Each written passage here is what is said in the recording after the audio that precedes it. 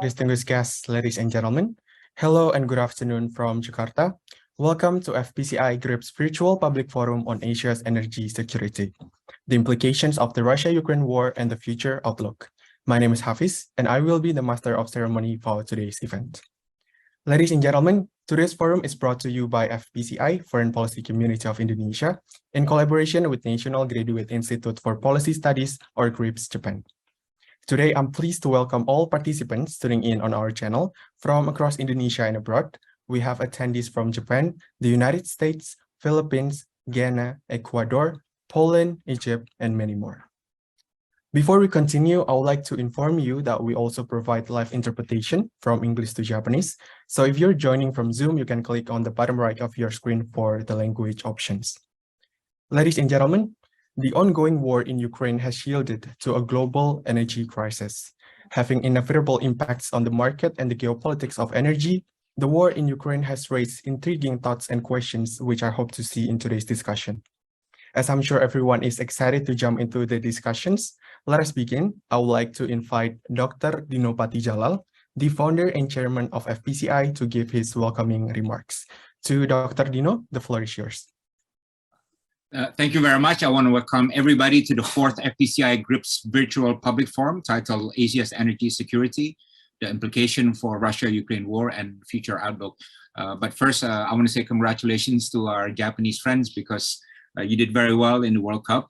Top 16, that's really a great achievement, and beating Spain and Germany, that's really incredible. Thank you. Congratulations. Hopefully, I'm still praying one day Indonesia will be able to join the World Cup. We have never joined in all these years, but someday I think hopefully that will become reality. Thank you also to Professor Kunihiko Shinoda, Professor and Executive Advisor of GRIPS Alliance, and your team at GRIPS for being FPCI partner for the past years, and special thanks to my good friend Ambassador Yutaka Imura-san for always working with FPCI to arrange good projects. And also thank you for all the speakers, Christopher Len, Pamela Simamura, and of course Toshioki Sukamoto for speaking today. And I want to recognize and welcome 900 participants who are coming from 60 countries, including Indonesia, Japan, US, Philippines, Singapore, East Timor, not East Timor, Timor-Leste, Ukraine, Slovakia, Yemen, Zambia, and many more. And today, Forum has the most registered participants for this year's FPCI GRIPS program. And our discussion today is timely and important, particularly in building energy resilience in ASEAN and East Asia. And as we all know, Ukraine war has affected global energy security and the energy transition agenda. There are four challenges that I would like to highlight for our region in terms of energy security. First, as the economies of ASEAN countries expand, demand for energy has risen while price remain high. In the first 2 weeks after the invasion, the global price of oil, coal, and gas went up by about 40%, 130%, and 180% respectively. And several ASEAN countries are energy import dependent economies such as Singapore, Philippines, and Thailand. And because of this, inflations have risen. It has risen 77.5%, 6.9%, and 6.4% respectively in September for Singapore, Philippines, and Thailand. And secondly, there's a need for energy mix diversification, diversifying the energy mix to reduce reliance on any single source of energy is important feat, and Southeast Asia energies is still dominated by coal, oil, and gas supplied from the Middle East, Africa, and a substantial amount of Russia gas also. Thirdly, the worrying rate of greenhouse gas emissions continues to be a problem. In our region, we are still heavily dependent on fossil fuels, and 70% and over 80% of Japan and Indonesia's total energy consumption comes from fossil fuels, respectively. And fourth, limited capability and resources to accelerate the energy transition. Japan has come up with an initiative called ASEAN Energy Transition Initiative, AETI, which is to support the energy transitions in Asia. It's a very important initiative, and this is mentioned in the joint ministerial statement of the 19th ASEAN Ministers on Energy Meeting +3. And through this program, Japan committed $10 billion in financial support for renewable energy, energy efficiency, liquefied natural gas, and other projects to pursue energy security. And AETI is definitely welcomed by ASEAN countries. Indonesia and Japan also signed a memorandum of cooperation on the realization of the energy transition in January 2022. Indonesia's G20 presidency also yielded fruitful results on energy transition finance in Indonesia. The Just Energy Transition Partnership, for example, co-led by Japan, the EU, and the United States, pledged to mobilize $20 billion over the next 3 to 5 years to accelerate Indonesia's transition of energy. And we are very excited about this new development, and we will do our best to realize this energy transition based on the new scheme. And all in all, today's energy crisis brought us a stronger signal that we cannot rely on fossil fuels in the future, and that transition must be accelerated today. And for this, we need to invest in building the capacity and infrastructure for renewable energy as soon as possible. I hope today's discussion will give us more insights and analysis on how Asia, particularly ASEAN countries and Japan, can cooperate further to achieve sustainable energy security. I wish you all the best and have good discussions. Thank you, everybody. Thank you for your remarks, Dr. Dino. Before we continue the session, let us also hear the opening remarks from Professor Kunihiko Shinoda, Professor and Executive Advisor of GRIPS Alliance. Professor Shinoda, you may have the floor. Thank you, Pak Hafiz. Dr. Dino Patijala, founder and chairman of FPCI, distinguished guests, ladies and gentlemen. And thank you so much for joining us today at the fourth FPCI GRIPS Public Forum, co-organized by FPCI and GRIPS. FPCI and GRIPS have launched joint programs since last year, including public forums on various international issues and the Southeast Asia-Japan Track 1.5 dialogue. ASEAN is one of Japan's most important international partners, and we believe it is very important to promote intellectual exchange between Japanese and ASEAN researchers to deepen dialogue on issues of mutual interest, including politics, economics, and society, and to involve as many people as possible in discussions. In the fourth FPCI GRIPS Public Forum to be held today, distinguished researchers from ASEAN and Japan will exchange views on the impact of Russia's invasion of Ukraine on energy security in Asia and its future outlook. The Russian invasion of Ukraine that began at the end of February this year has disturbed the global oil and gas market and caused energy prices to skyrocket. As a result, many countries are faced with the need to diversify energy sources and secure stable supplies of energy. On the other hand, in order to realize a carbon neutral society, as discussed at the COP, it is also important to accelerate the green transformation, that is, the transformation of economic, social, and industrial structures to be centered on clean energy. In particular, in emerging countries such as ASEAN, it is essential to accelerate the transition to carbon neutrality in a realistic manner, considering the actual conditions of each country in order to achieve sustainable economic growth. In this context, Japan plans to establish an Asian zero-emission community in Asia, including the development of zero-emission technologies, international joint investment in hydrogen infrastructure, joint financing, technological standardization, and an Asian emission trading market. At the same time, Japan is also promoting collaboration with ASEAN countries to strengthen energy security that will support realization of an Asian zero emission community. In today's public forum, I expect experts will engage in a lively exchange of views on how Japan and ASEAN should promote diversification of energy sources and transition to clean energy in order to achieve energy security and carbon neutrality in the midst of the global energy crisis caused by Russia's invasion of Ukraine. In closing, I hope that the ASEAN and Japanese audience who participated in today's public forum will continue to participate in future events, such as the public forum co-organized by the FPCI and GRIPS. Thank you very much for your attention. Thank you, Professor Shinoda, for your remark. Ladies and gentlemen, without further ado, let us now start today's discussion. Allow me to invite our moderator, Mr. Agus Praditya Tampubolon. He is the Southeast Asia Project Manager from the Clean, Affordable, and Secure Energy at Institute for Essential Services Reform. To Mr. Agus, I yield the floor to you. Thank you. Thank you very much, Mr. Fatila. Good afternoon, everyone. Dr. Dinopati Jalal, Professor Kuniko Shinoda, all speakers. It is my pleasure here this afternoon to moderate this session. As the Master of Ceremony has introduced, my name is Agus Tampubolon.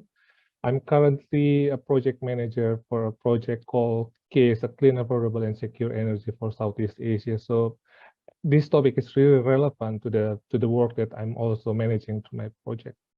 Before we go to our speakers, let me start by giving this opening.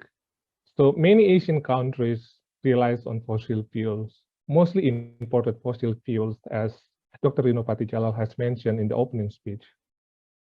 These imported fossil fuels are used to fuel the economic growth. However, with the invasion of Russia to Ukraine, this high reliance on the fossil fuel brings several implications. Several has been named, for example, high global energy prices, which also impacted the energy security, high commodity prices, particularly since many countries are starting to recover from the COVID pandemic. And there's also another concern that this crisis brings, which is the fossil fuel infrastructure commitment, so to say, that to cope for the high energy prices, many countries start to boost their own fossil fuel production, for example. So looking at all these implications, we can, looking at the point of view promoting sustainable, we can see that this war can be perceived as a reminder for us that we need to diversify our energy sources and accelerate the energy transition. So this afternoon with me, we have 3 speakers. The first speaker is Dr. Christopher Len, a senior research fellow at Energy Studies Institute from the National University of Singapore. Dr. Christopher Len, can you hear me? Yes, I can hear you. Hello, everybody. Excellent. The second speaker is Mr. Toshiyuki Sakamoto, a board member, the director of Institute of Energy Economics Japan, IEEG. Good afternoon, Sakamoto-san. Can you hear me? Yes, I can hear you. Good afternoon, Agus, and good afternoon, colleagues. Thank you for this invitation. Thank you. Perfect. And our last speaker is Ms. Pamela Simamura, Policy and Advocacy Manager at the New Energy Nexus based in Jakarta, Indonesia. Hello, Ms. Pamela. Hi, Agus. Hi, everyone. Good afternoon. Thank you for inviting me. Perfect. Ms. Pamela has excused herself since she's currently in a difficult connection places, so she will turn off her camera for the time being. Okay, I will start with the first question to all the speakers. The first question will be, we have seen that the war bring many negative impacts to the energy infrastructure, to the energy, renewable energy acceleration. But globally, or like based on your experience, your research in your institution, how do you think the war has affected your country or the region energy-wise? And what do you think will happen if this crisis continues for the next year or the coming years? Maybe we can start with Dr. Lam. Yes, first of all, I would like to thank the organizers for giving me this platform to share some personal thoughts. When we talk about Asia energy security, and of course the focus today is on the impact of the Russia-Ukraine war, I think it's also very necessary to take one step back to set the Asia's energy security in a wider context, right? So actually, the global energy landscape was already fast evolving even before the Russia-Ukraine war, with the global low-carbon energy transition underway. Today, we are already witnessing the structural transformation of the global energy landscape, with Asia as a center for energy demand. So when we talk about energy transition and Asia energy security, the Russia-Ukraine war is the latest episode, but we need to take one step back. And I would argue that Asia's energy transition has already been twice disrupted, right? The first disruption was because of the pandemic, and then now comes the second disruption as a result of the Russia-Ukraine war, right? So both episodes offer useful lessons when we look at the kind of the transition that's taking place in Asia, right? So the very first important reminder is the importance of energy access. So going back to the pandemic period, what I noticed is actually unknowingly, a lot of us suffer from what some people have described as energy blindness. I'm from Singapore. We are fairly developed. We have very good infrastructure and facilities, and I'm very thankful for that. But when the pandemic struck, when people got stuck at home, when you needed to work from home, when you needed to attend your classes from home, then access to electricity becomes a problem, right? So this brings to question the topic of the difference between ensuring universal energy access versus sustainable energy access, right? So this is the lesson I took away from the very first disruption because of the COVID pandemic. So the second disruption, which is the latest one, which is the Russia-Ukraine war, I would say that it reminded us the importance of self-reliance when we talk about energy security. There is no energy transition if there's no energy security. So what are the lessons we learned from the latest war? Well, the first one, if we look at Europe, is the danger of over-dependence on a particular supplier.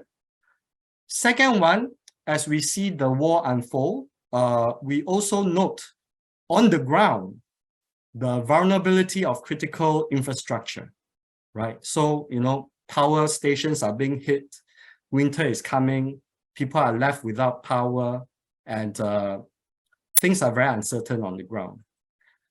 Ultimately, I think what these two episodes have shown us to date is actually the resilience of the governments and society. And here I'm talking in the Asia context. There were a lot of concerns about what the Russia-Ukraine war will entail for Asia's energy security and for the wider economy. But I'm very pleased and surprised to see that, at least for now, our societies are holding up quite well, especially in the energy context. There's a price to be paid, subsidies to be made, resources to be reallocated, but generally, we don't see society collapsing. We don't see widespread protests in the streets because of inflation. These are all issues we have to deal with. But generally, for now, I would say that Asia as a whole has handled the pandemic very well. And with the Russia-Ukraine war unfolding, we have to date managed our energy security pretty well as well. So I'll stop here for now. Thank you. Thank you, Dr. Lin. Just to follow up a bit on your answers, you've said that Asia as a whole has held up quite well in these two major events, right? The pandemic and also the energy crisis. What do you think as the big factors contributing to why Asia in general has shown a good response to these two crises? What surprised me is actually the resilience of our societies, and of course the ability of the various governments to handle all these different crises. Of course, there are some, nobody's perfect, and some countries do it better than others, but ultimately, as a whole, I would say that the economy is still moving along. There's a context of a wider global recession. Inflation is here, but generally, we don't see the kind of social unrest that some of the critics or some of the analysts were predicting. I'm not saying it will not happen, but for the time being, I think that there is a certain level of trust and commitment between the governments and the population, and they understand that these are challenges that is outside the control of the respective governments, and this is something that they just have to go through together. I mean, having protests in the street would not bring the price of goods down, for example. There's a time for protests, there's a time to work together, and I think that, interestingly, the level of resilience in Asia, and I'm generalizing, of course, is much higher than I expected. Thank you.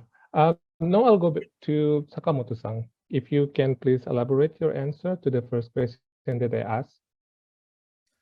Thank you for your question. Let me try to answer for both Japan and Asia.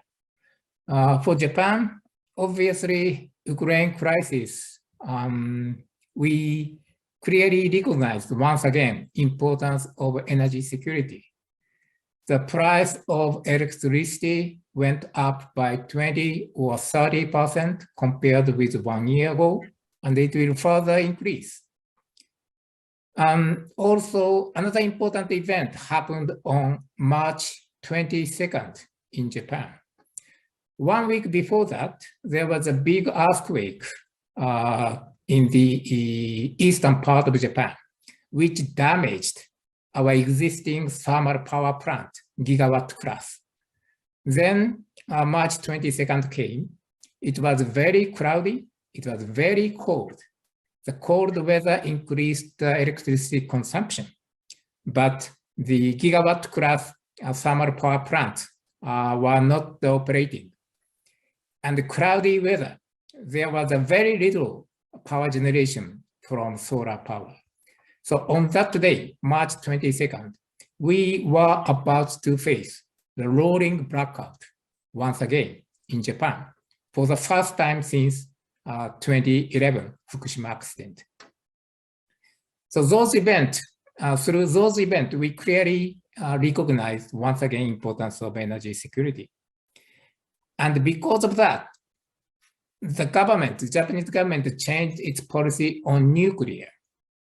Before 2011 Fukushima accident, there was 60 nuclear power plants in Japan.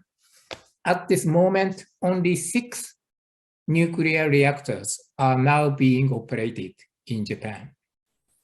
Currently, nuclear power contributes just 6% of our power mix, and our plan in 2030, that contribution needs to increase to 20 or 22%. So this is a very significant challenge for us. Out of 60, 17 nuclear reactors already got approval under the strengthened nuclear safety regulations. But many of them cannot be operated because of a number of issues, including not getting consent from local community, etc. And Prime Minister Kishida this summer clearly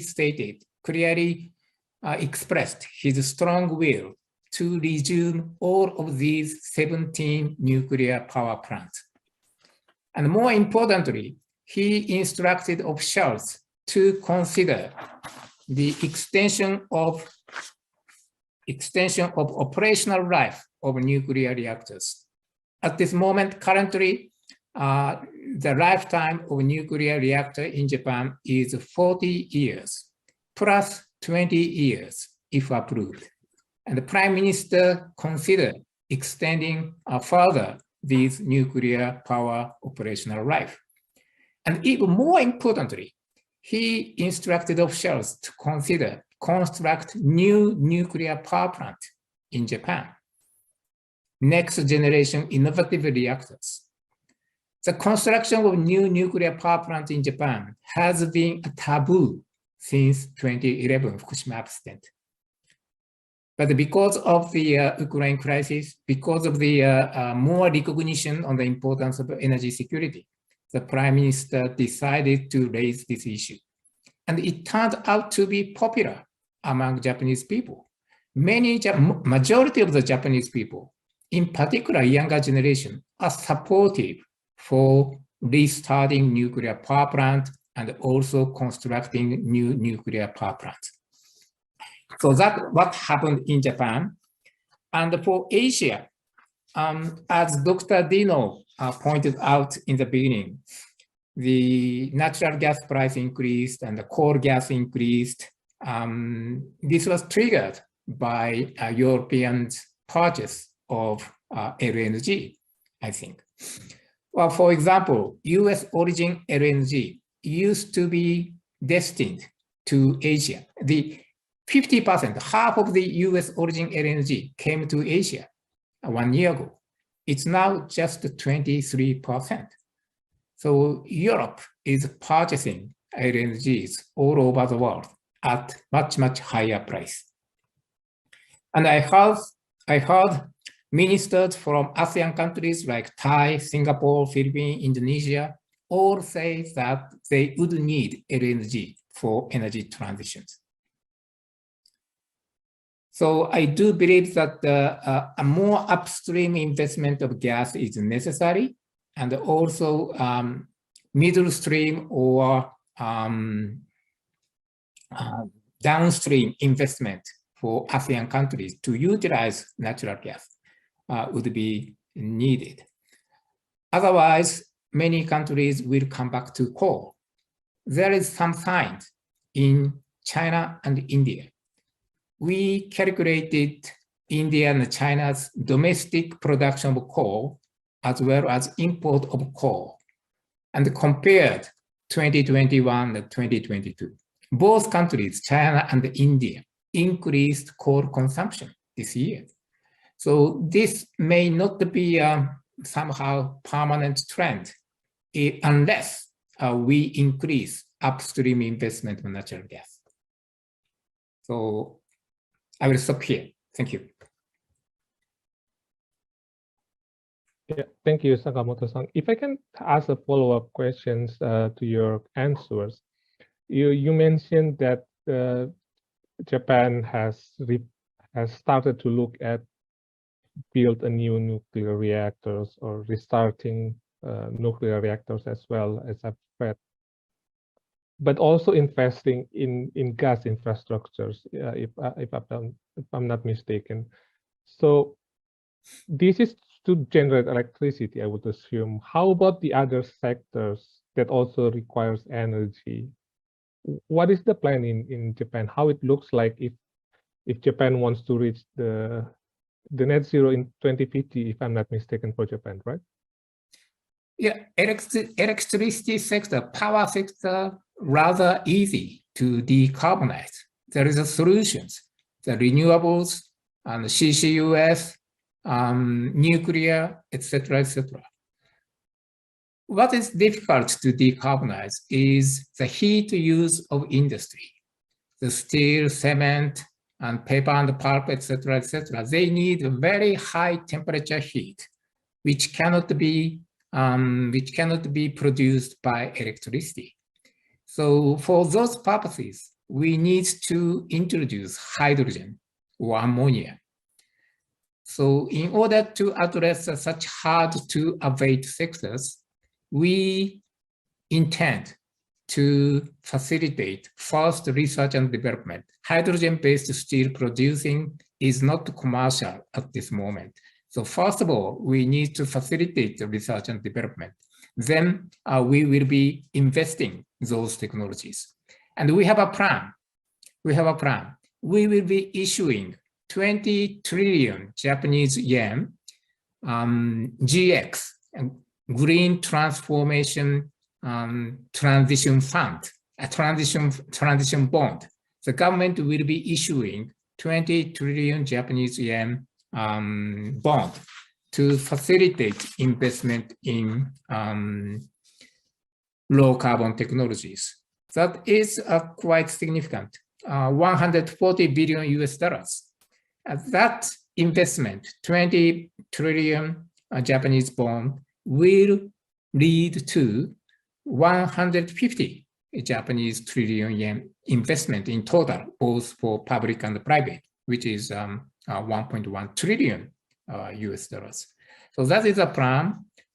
We need the research and development, we need to facilitate the investment, and we need money. And we will be the government will be issuing transition bond, 20 trillion Japanese yen, which will be repaid by the revenue of new carbon pricing, which will be touched upon later stage in this meeting. Thank you. Thank you, Sakamoto-san. Pamela, can you still hear us? Yes.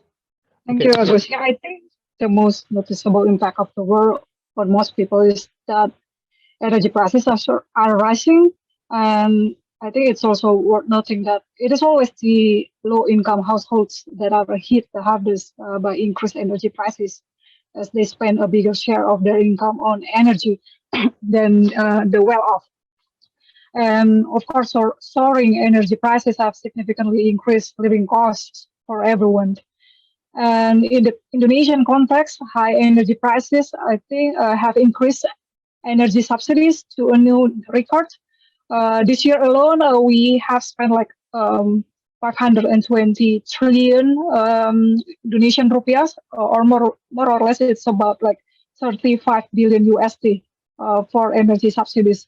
And what's unfortunate is that most, if not all, of these subsidies go to fossil fuels.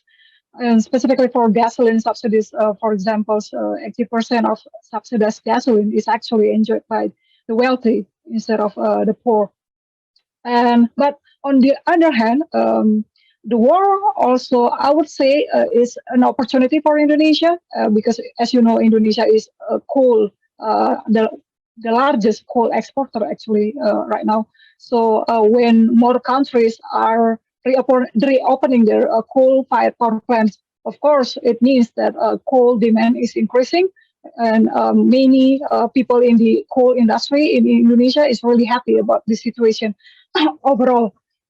But of course, the war-induced energy crisis has shown us the importance of transitioning away from fossil fuels. I mean, and although again Indonesia can reap this opportunity, at least in the short term, I think in the long term it's still important for Indonesia to transition away from fossil fuels, because I believe every country that is heavily dependent on imported fossil fuels, such as Indonesia, because Indonesia is still importing oil, for example, I think Indonesia will always put itself at risk of an energy crisis that, of course, later leads to an economic slowdown. That's why I think it is really, really crucial that this time we take the energy transition more seriously, because if you look at Indonesia, I think Indonesia is lagging behind Japan and other Asian countries in terms of renewable development and also EV penetration. Because I've looked at the stats yesterday, and it seems that in the past 10 years, we only received like $7 billion US for renewable investments. It's really low, and on average, we only receive like less than $2 billion US per year. It's much lower than what we need to transition the overall energy system, because many studies show that Indonesia needs at least like a 20 USD per year, okay, per year. So that's why I think Indonesia needs to, to improve the regulatory barriers to attract more investors to come to Indonesia. And of course, in the context of EV penetration, we also still, need to ramp up our EV penetration. Last year, we only saw like less than 1% of EV sales in the overall vehicle market in Indonesia.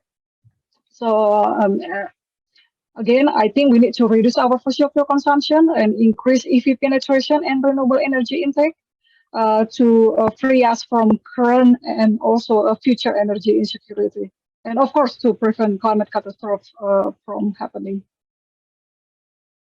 Thank you, Pamela. You've touched upon some questions that I will actually ask later at the second part. But before I ask another question, I would encourage as well all the participants, if you have a questions, please do type your question in the chat box, and I will read them to the speakers. During our discussion, I've heard several of times the word subsidy was mentioned. So the subsidy was used to ease up the burden of the hike or of the increased energy prices, so that the citizens, so to say, can still enjoy affordable prices of the energy. Do you think, to the speakers, do you think this crisis actually speeding up the global green energy transition, or is it actually bring setback to the global economy that we linger around using fossil still because of the investment in fossil? Maybe we can start with Pamela this time, and then we will continue with Sakamoto-san and Dr. Ren. Yeah, thank you, Agus. I think in the short term, of course, we have seen a new phenomenon right now, because more European countries are reopening their coal-fired power plants. I recently read news articles about the UK and also France that ramp up their coal-fired power generation. I would say there's also a setback in a way that these countries are always preaching us, developing countries particularly, to to transition away from fossil fuels. But on the other hand, they are right now increasing their coal consumptions. But I would argue that this is only a short-term strategy. But in the long term, I think the energy crisis and the war itself, it will happen. It will help us to accelerate our energy transition, because as you know that the oil and gas prices are soaring right now, and it means that renewable energy become more competitive compared oil and gas, compared to fossil fuels. That's why I think we can see it as an opportunity for us, to transition, to ramp up our renewable energy intake, and also to increase our EV penetration in the long term. Okay, noted. Thank you. Sakamoto-san? Yes, I very much agree with Pamela. In Japan, the government will be introducing a subsidy for electricity bill. That is quite necessary. As I said, the electricity bill increased 20 or 30% compared with 1 year ago. The government had no choice but to support general public in this regard. But I think this crisis will facilitate our energy transition. As I said, that will facilitate the restarting of nuclear power plant we will be increasing the investment by issuing a transition bond. I do believe that in Japan, the energy transition would be facilitated. As for ASEAN and Asia, I hope that would be the case as well. As Pamela said, in the short term, increased use of coal would be inevitable in many countries, but it has to be a short-term phenomena. But there is a risk that such increased use of coal may prolong to the future, unless, as I said, upstream investment of natural gas is increased. I do believe that the transition to renewable will be happening in Japan as well as ASEAN countries, but there is a clear distinction between Europe and Asia. Japan and ASEAN countries, we cannot enjoy very advantageous natural conditions of renewables, both solar and wind. Our renewable potential is limited compared with European countries. So it's really important to accelerate renewables, but we need to take a bit different pathway to carbon neutrality from that of European countries. That is, first, the ASEAN, particularly also Japan, needs to shift from coal to gas. And then we need to decarbonize our fossil fuels by utilizing CCUS and co-firing of ammonia and hydrogen. So probably Japan and ASEAN countries and Asian countries cannot leapfrog to renewables. We need to use every source of energy resources. As Dr. Dino said in the beginning, 80% of current primary energy supply are coming from fossil fuels. So we need to use wisely fossil fuels. We need to decarbonize fossil fuels, along with the effort to facilitate renewable under nucleus. That's my answer. Thank you. Dr. Ren? Yes, I agree with what the previous two speakers have pointed out. And I'd just like to add on the question of subsidies. I guess the subsidies that's being given out by governments these days in the face of rising energy prices is a very short-term and solution to address the immediate domestic pressures that's faced by their own economies, right? So subsidies are okay in the short term, but ultimately the money comes from the state budget. It's a diversion of resources at the end of the day. And in a way, it's also a distortion of the energy markets and also a distortion of consumption behavior, right? And there are so many priorities that the governments are facing right now. Our focus today is on energy security, but before that, there was the pandemic. So there's issue with regards to spending on healthcare. There's an economic downturn that's coming. So government has to plan and address the economic downturn and how it will affect the livelihoods of people. And then you also have wider sustainable development goals, right? Energy access is just one of many. So subsidies would work in the short term, but ultimately I think the government can better allocate its funding to other more pressing areas. I guess one area where there can be financial support would be in investing in renewable energies. I wouldn't really call that subsidies in itself. I would say that there needs to be more investments allocated for the governments to have a longer term view of ensuring energy security for their population.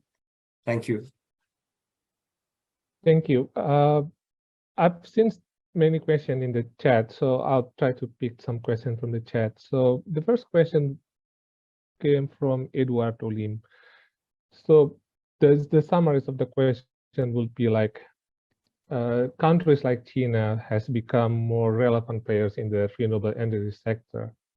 And do you think, like looking back at the energy security, do you think this dependency on one country will compromise the regional energy security, particularly for the Asia or Asia Pacific? Anyone from the speakers would like to take this question?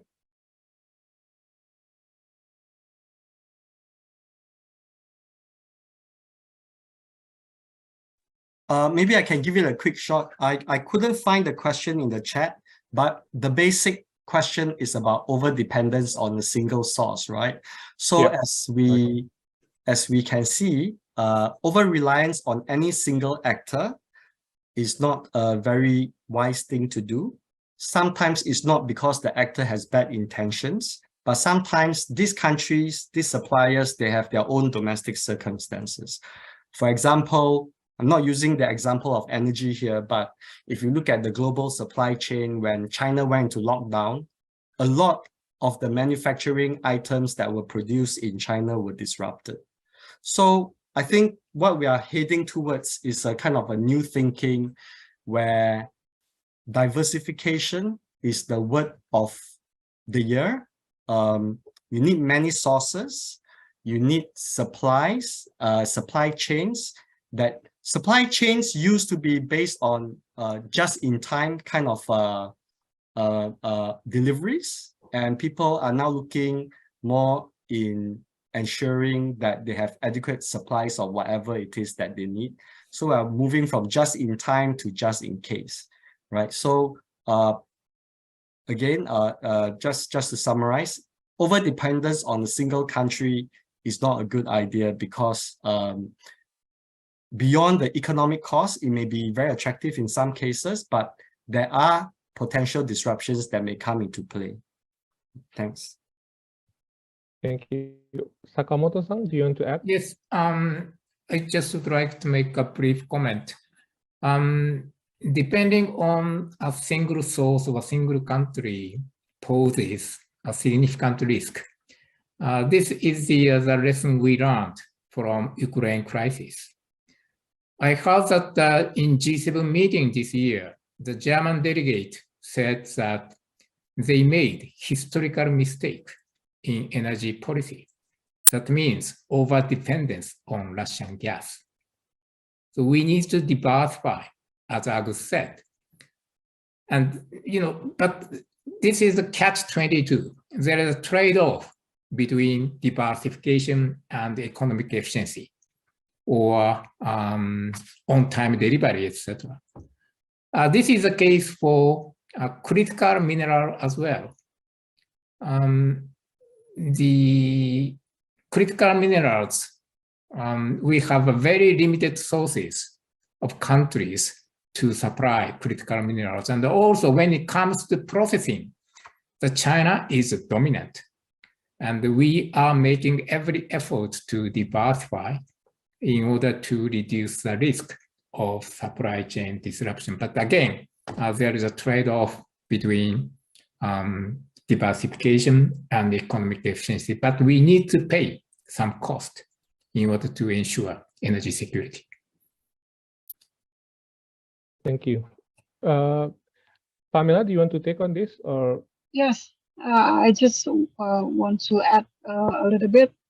So I think I agree with Sakamoto-san and also Dr. Rui that I think in terms of over-reliance on one country, it doesn't only apply to fossil fuels because right now, as we see, Europe actually right now is suffering from energy crisis because they're over-reliance on Russian gas.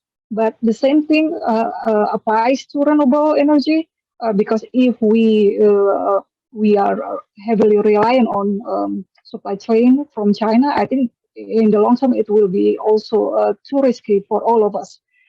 So I think in the long term, every country should set up not only a good energy policy, but also a good industrial policy in the way that we should also develop our domestic manufacturing industry, for example, in this case for renewable energy industry, so that we can secure, we can make sure that we will not be disrupted by any kind of geopolitical issues or whatever issues that other countries are currently going through.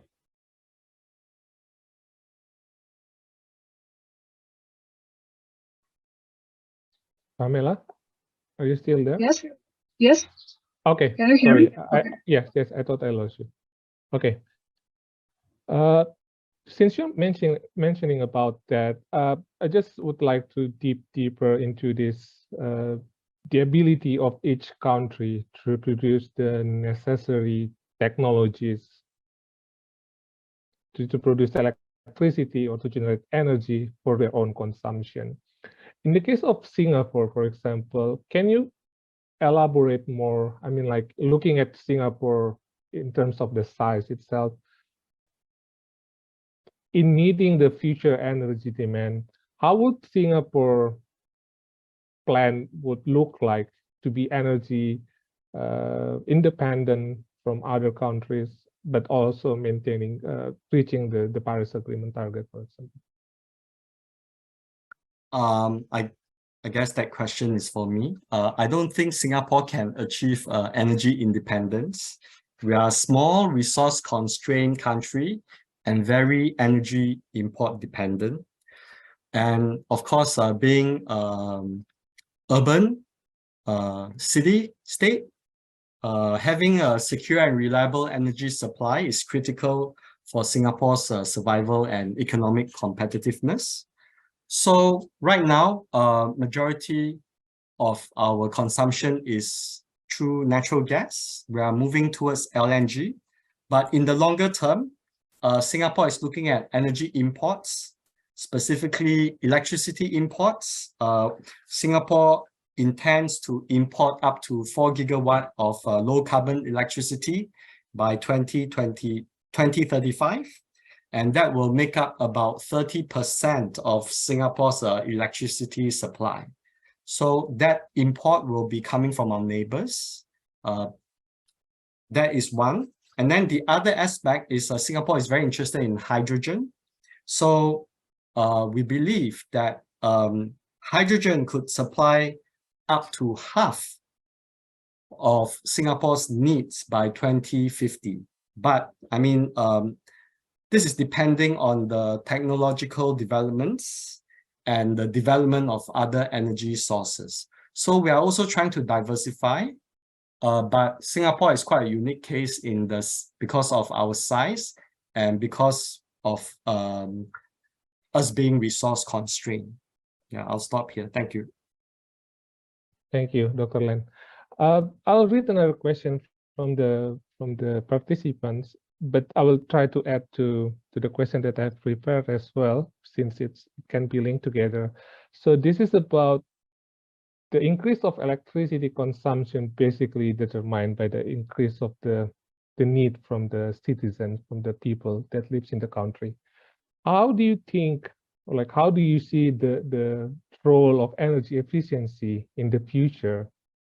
Like, for example, in mitigating this energy crisis, do you see the importance of energy efficiency there? Maybe we can start with Sakamoto-san. Yes, sure. Energy efficiency. In many countries, I think energy efficiency measures are low-hanging fruit. This is clear if you look at the Repower EU. In EU, in order to reduce the dependency on Russia, they put forward the Repower EU package. The energy efficiency is one of the major pillars. And if you look at the United States, they passed the Inflation Reduction Act, which includes the $369 billion package. And 16% of that is for energy efficiency. So even developed countries like EU and US and also Japan, energy efficiency is still important. And in those countries, towards carbon neutrality in 2050, we plan to reduce the final energy consumption by 30 or 40% from the current level. That is not possible for ASEAN countries or developing countries. You need more energy, but you can reduce energy consumption from business as usual. I do believe that there are a lot of low-hanging fruit in developing countries, and that is the energy efficiency is the first fuel. We need to explore that possibility to full extent. Thank you. Thank you. Dr. Len? I don't have that much to add. I agree with what the previous speaker said.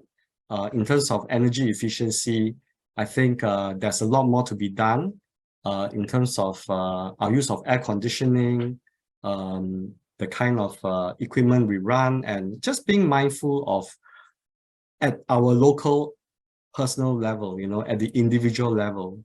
Of course, governments can have policies, but everybody plays a part, be it the use of air conditioning, to switching our light bulbs to LED light bulbs. So it's very important. It's a low-hanging fruit, and there's a lot more to be done in this area. That's all. Thanks. Thank you. Pamela? Yeah, I totally agree with with both speakers. I think energy efficiency is also is very critical actually, and it's not only for reducing the energy consumption, because currently we are facing the energy crisis, but also for reducing reducing the emissions, carbon emissions from the energy sector. But for the Indonesian context itself, I think it's really, lagging behind other countries again, because energy efficiency, I would say the Indonesian government doesn't really put a lot of attention to energy efficiency. And I would also argue that renewable energy issues are more sexy right now in the eyes of the government compared to energy efficiency issues. If we look at the stats again, the investments in energy efficiency in Indonesia is very, very low. I think it's less than, I think it's only in millions of US dollars per year. And what's happening right now is because the regulatory and policy framework is really unsupportive, I will say. Although again, I really agree with Samoto-san that energy efficiency is actually the first fuel of energy transition. Thank you. The next question comes from David Mensa. So the question is, has Russian-Ukraine war punched hole in the world economy? So I think what he means is, has this war disrupted the economy, like the global economy? And if you have, can you share your opinion on this question?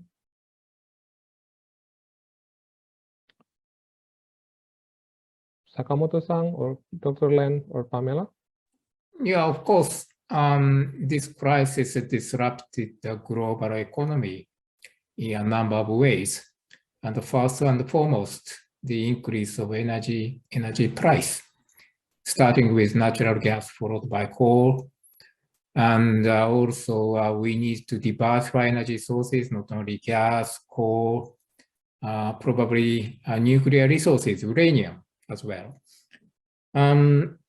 It also increased the inflation in many countries, 7 to 10% or something like that. I'm not the economist, but the IMF put forward some figures on the average inflation rate, I think, which is around 7 or 8%, a global average. It's huge. It's quite significant. But we need to learn lessons from this. Again, we need to have diversification. We need to have energy security. And I think we need to have more collaboration among like-minded countries. That is the case for critical minerals, we need to diversify the sources of critical minerals and the location of processing as well.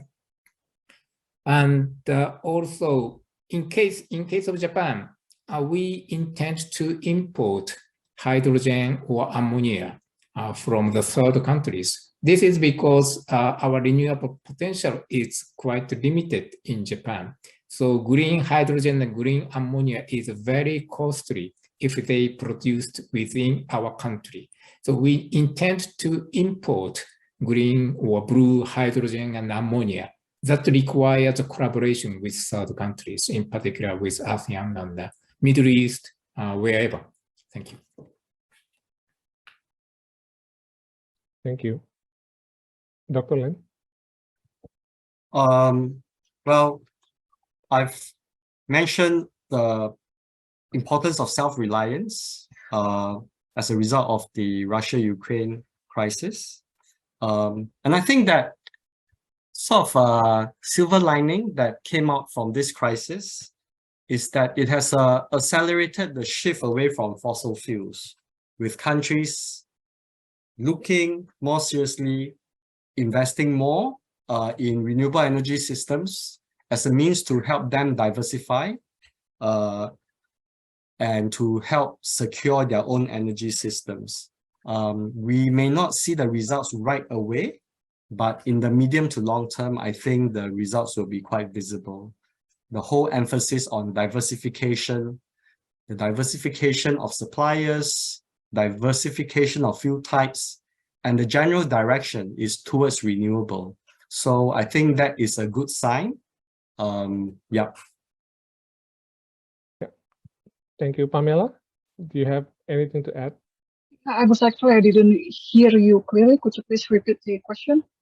Yeah, so the question was, has this war between Russia and Ukraine disturbed the global economy, as a general question?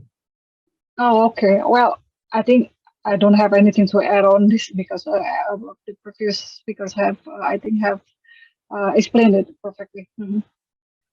Okay, thank you. So I think we can get a bit deeper now into the next step, like the way forward in shifting from this fossil fuel to renewables. So my first question about this would be like, can you elaborate like a pathway for the energy policy, like a short-term, long-term, in your country specifically, like towards this global carbon neutrality? And if you could touch a bit upon the type of renewables that is potential in your area, I think that will also answer some questions from our audience.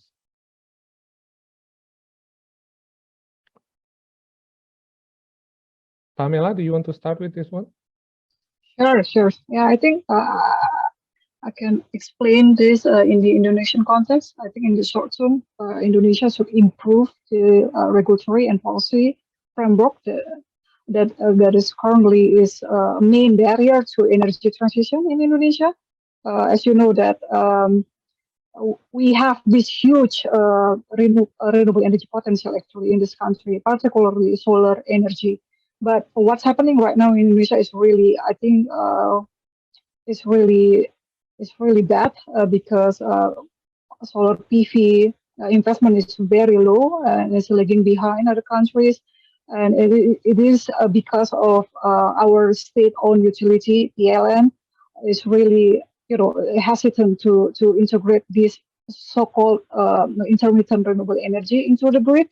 And I would also point out that a rooftop solar PV is actually a good strategy in the short term for the government to increase its renewable energy penetration, because by allowing more people, allowing more building owners to install rooftop solar PV, it will democratize the overall energy transition process in the country, and also in a way it's also helping the government to boost the solar PV investment in the country. But right now, again, currently it's not happening at all in Indonesia.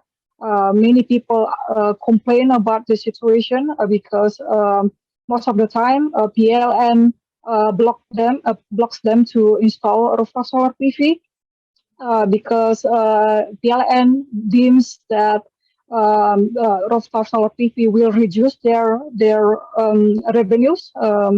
In a way, that's true, but on the other hand, it's also a pity because again, rooftop solar PV is really an easy way to transition the power sector particularly. But in the long term, I think Indonesia should focus on the industrial policy as well.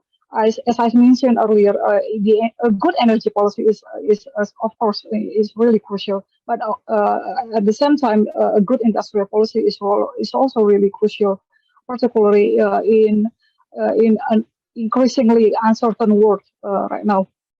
So I would say the Indonesian government is going in the right direction right now because the government seems to put more focus on downstreaming the industry, the mineral, the mining industry, and I think this is really good. This is really strategic. But in the long term, we need to to put more focus on other, not only the critical mineral mining industry in Indonesia, but also for the renewable energy. For example, solar PV modules. I would argue that we need to start developing this industry back home, because again, if we want to transition away from fossil fuels, I think solar energy is the key for Indonesia. And if we have to import a lot of solar PV modules from China, for example, I think in the long term it's not a good thing for Indonesia. That's why I would recommend the government to start developing the domestic renewable energy technology, or in this case solar PV industry in Indonesia. Of course, we need to learn from other countries. I think Sakamoto-san mentioned about the U.S. Inflation Reduction Act, which is very good. I think Indonesia should also replicate the same thing here by setting up an industrial policy that we can use to stimulate the economy, but at the same time we also will accelerate the energy transition by developing renewable energy industries back home. Right now, that kind of policy is still absent in Indonesia, unfortunately. And I would say there's so much homework right now in Indonesia, but I'm still optimistic. There will be some changes in the future.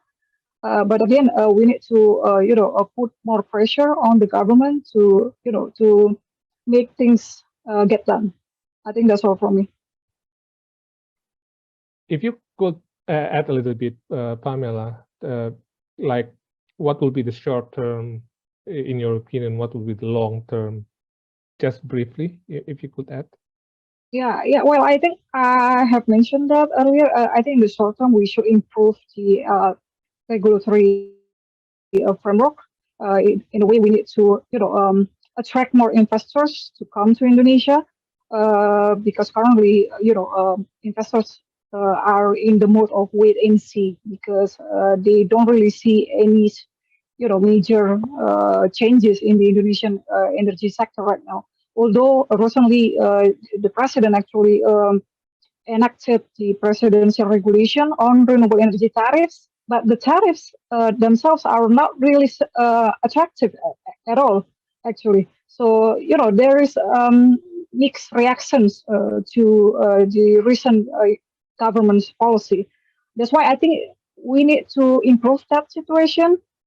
And in the short, that's for the short term. And meanwhile, for the long term, again, I would emphasize the importance of setting up a good industrial policy, because again, we cannot put ourselves at risk by heavily relying on other countries to supply renewable energy technologies for Indonesia in the long term.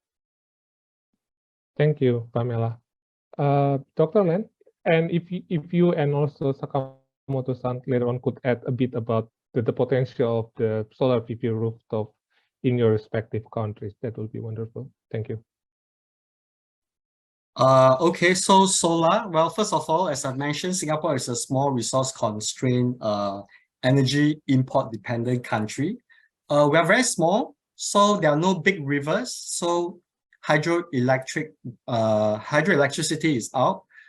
Wind, not strong enough, so we can't have wind power.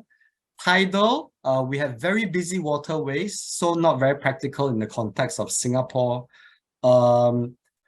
So that practically at this point in time leaves us with solar energy. And this is something that our government is currently focusing on a lot. So it has started moving to generate at least 2 gigawatts of solar energy by 2030. But to be honest, it's still a very, very small fraction of what Singapore actually needs, right? But we are still trying to make an effort, and this is to demonstrate to the wider world as well that we take our renewable, the climate change very seriously, and we are trying our best to show that we are doing our own energy transition. And Singapore, we have this thing called Singapore Energy Story. So it focuses on 4 supply switches for the power sector's decarbonization. So the government talks a lot about the use of natural gas.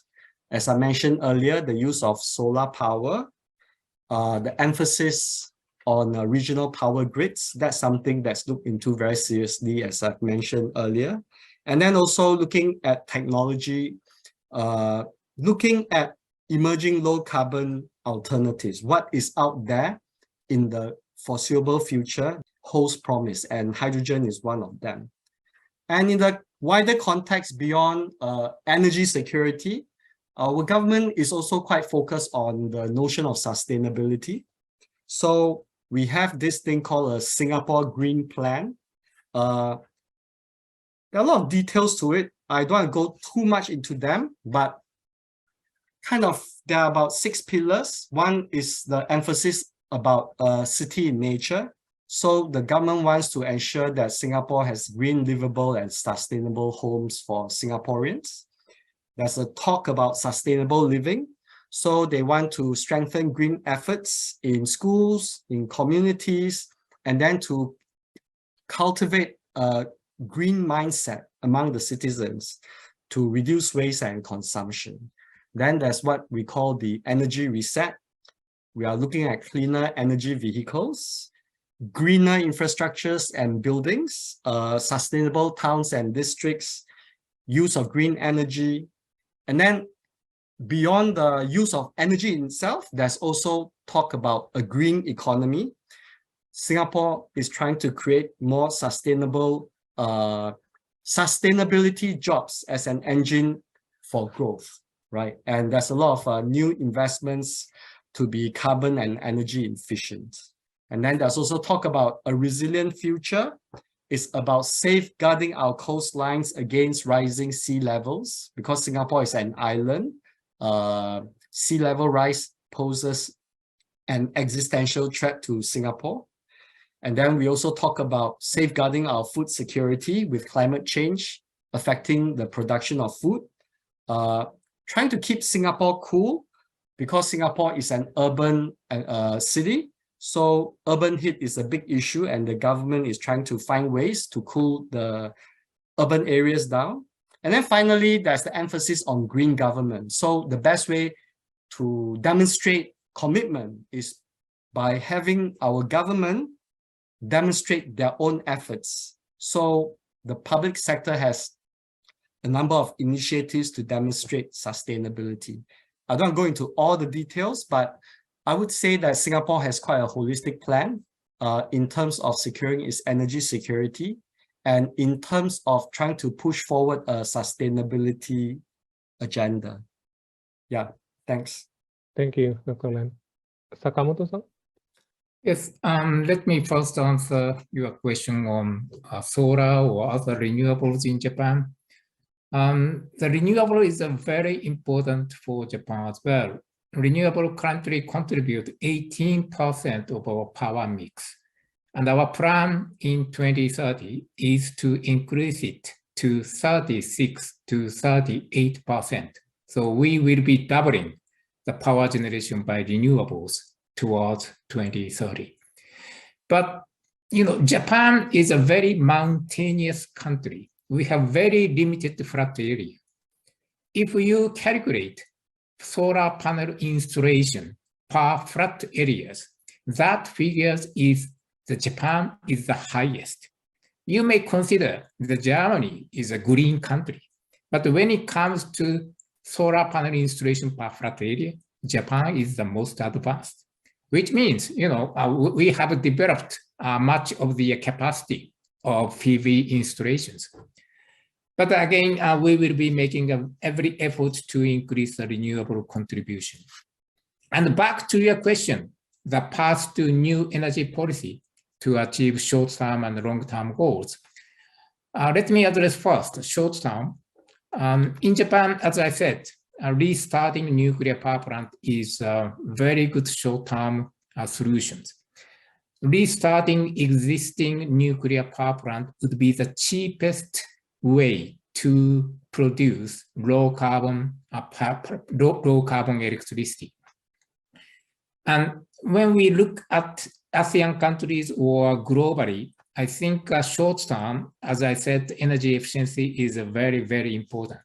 And also, in order to facilitate switch from coal to gas, I do believe that upstream investment for natural gas is still necessary and should be facilitated by international support.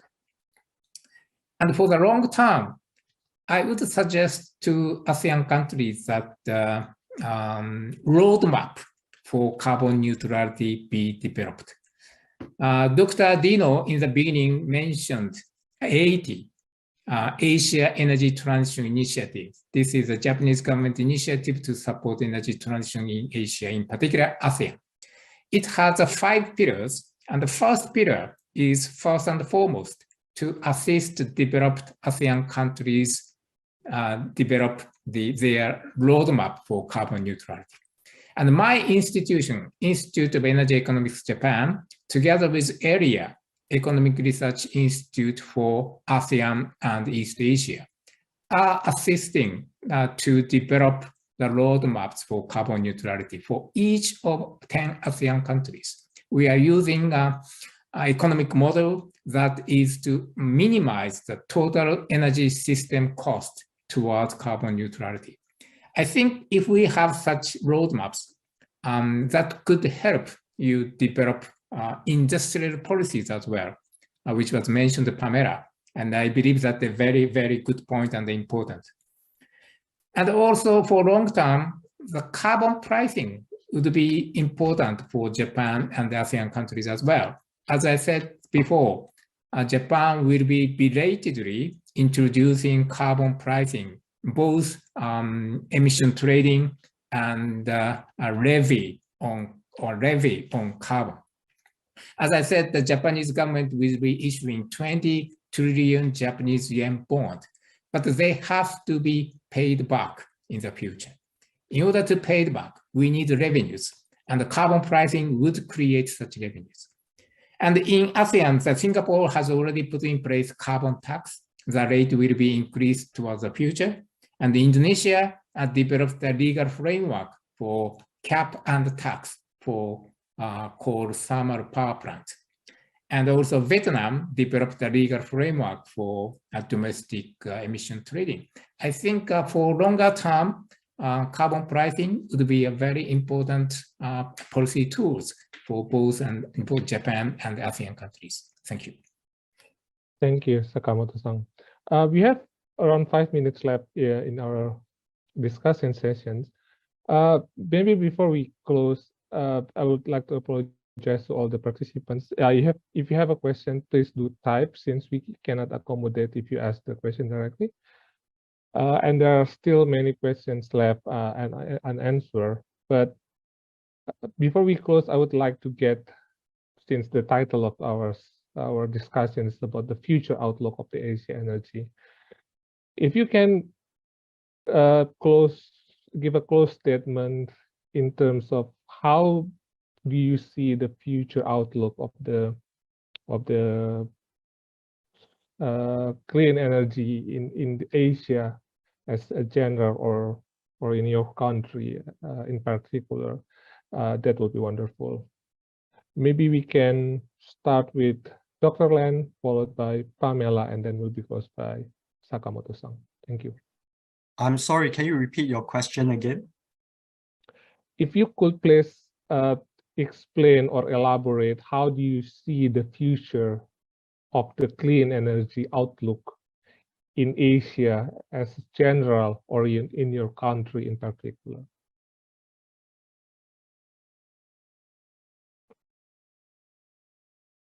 Well, I think looking at, I'll speak about Asia.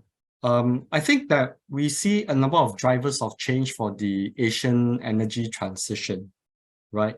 There are the old players, the fossil fuel exporters, but we see new actors and new technologies. So there is a momentum towards renewable energy there. We see new connectivity trends. The world and hopefully the region is moving towards electrification. So we will see more cross-border, transnational and trans-regional infrastructure development. And then we also will see more resource flows, new resource flows, right? With the shifting global value chains, different types of resources coming up, different suppliers, different importers. And then, as I mentioned earlier, I think the new mindset today is that there's a new preparedness in anticipation of disruption. So there's a cost issue there, but I think the government is very much focused on concerns over reliability.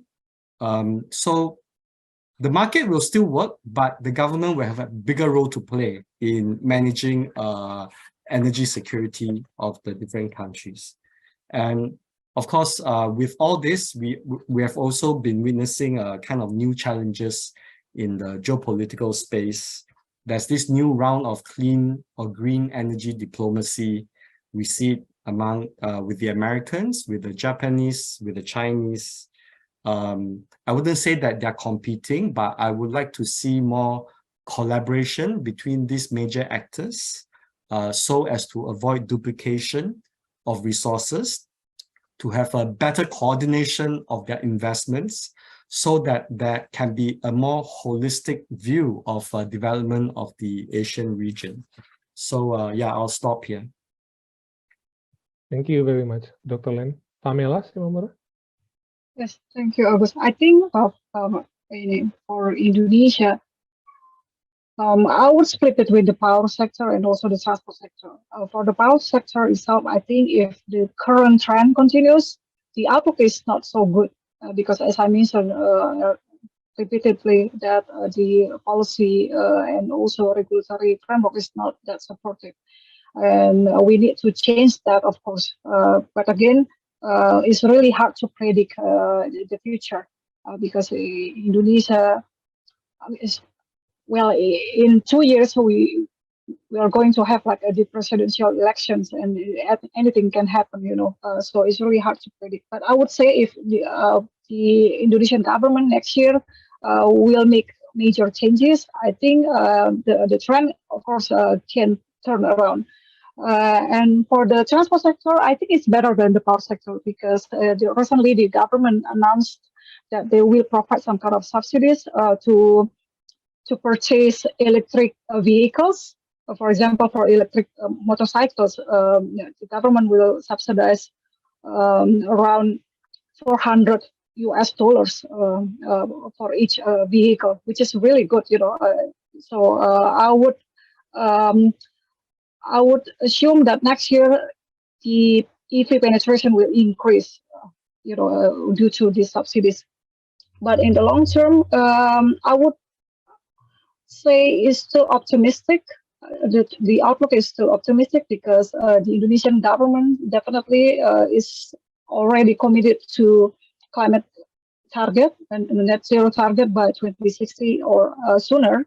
And also with the help of the international community through many partnerships with the US, with Japan and other developed countries, I think it also helps a lot, in a way that Indonesia can accelerate its goal to phase out coal, for example, and also to increase the renewable energy investment and also other clean energy technologies in the future. And I think last thing, because currently I'm working in the startup world, I would also mention that Indonesia needs to increase its spending on research and development. If Indonesia wants to be the EV hub in the region, for example, I think it's really unavoidable, to do some kind of a research and development, at least in the context of EV or electric vehicle technologies. But unfortunately, the government again hasn't put a lot of attention to this specific issue, and I would recommend the government to change that in the future. Thank you. Thank you, Pamela. Sakamoto-san? Thanks. Thank you for asking an important question on future clean energy outlook. I think our goal is common, that is carbon neutrality. But the pathway to reach carbon neutrality is very different among countries, depending on the national circumstances. So that's why I suggested that each country develop its own roadmap to carbon neutrality, how to achieve carbon neutrality. That reflects the national circumstances. I think Christopher mentioned a very important keyword, connectivity. I think that is a very important concept towards the future international cooperation. We need to develop the new supply chains for hydrogen and ammonia or other low carbon fuels. And also we need to develop new supply chain for critical mineral exploration as well as for processing. So all these are, related to connectivity among countries. I think we need to develop new connectivity that is quite different from that we developed for fossil fuels in the past. Thank you. Thank you. With this, I think we actually exceed 2 minutes of our given time. So I would like to thank once again all the speakers for your valuable insights and also time. And I will return the session back to Mr. Fadila. Thank you once again. Thank you, Mr. Agus, and also all the panelists for the very productive session today. Also, thank you to all the participants. We received over 900 registrations from over 60 countries, with over 300 participants joining live through our Zoom and also YouTube channel. I believe all that are tuning in here today have had fruitful discussions and also gained new knowledge from our panelists. Ladies and gentlemen, sadly, this marked the end of the FPCI Group's Forum on Energy Security in Asia. Today's event is available for a rewatch on FPCI YouTube channel at Secretariat FPCI. Thank you once again, everyone, and see you at our next event.